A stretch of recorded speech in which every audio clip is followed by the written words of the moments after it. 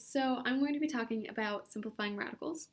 So basically, there are two methods. There's the perfect square method, and there's also the pair method.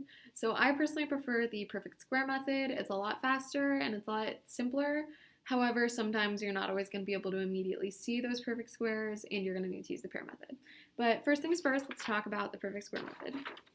So here I have an example problem that's from the notes I made. If you want to pull those up in a separate tab, this will just be me kind of explaining, walking you guys through that. So we have the square root of 48, which then we're going to think, okay, what can 48 be broken down into that's going to give us a perfect square? So 16 times 3 is 48, and I know that 16 is perfect square, so I'm going to take 16 times 3, write that in the little radical, and then I'm going to think, okay, so square root of 16 is 4.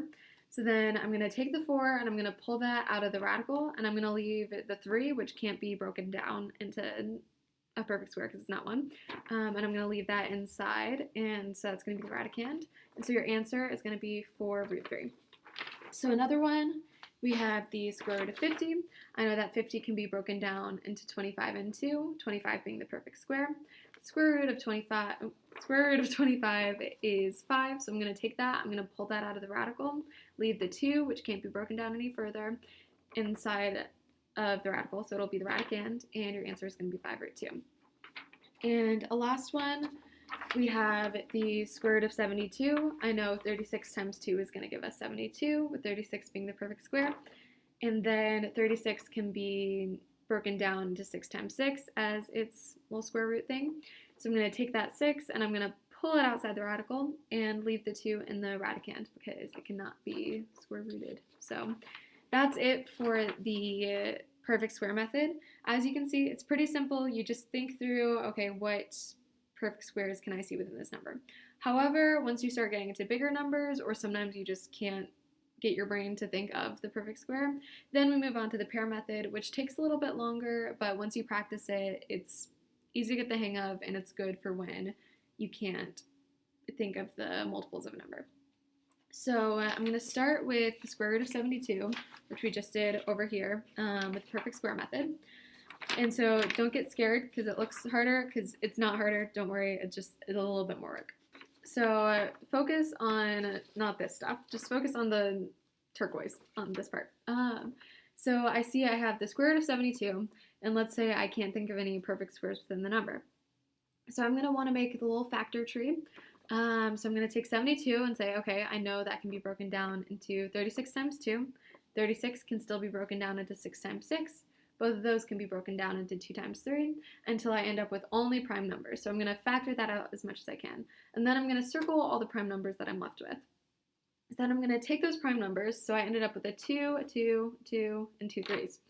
And I'm going to insert them in the radical. So it's going to say 2 times 2 times 2 times 3 times 3, which if you multiply all that out, it's going to give you 72.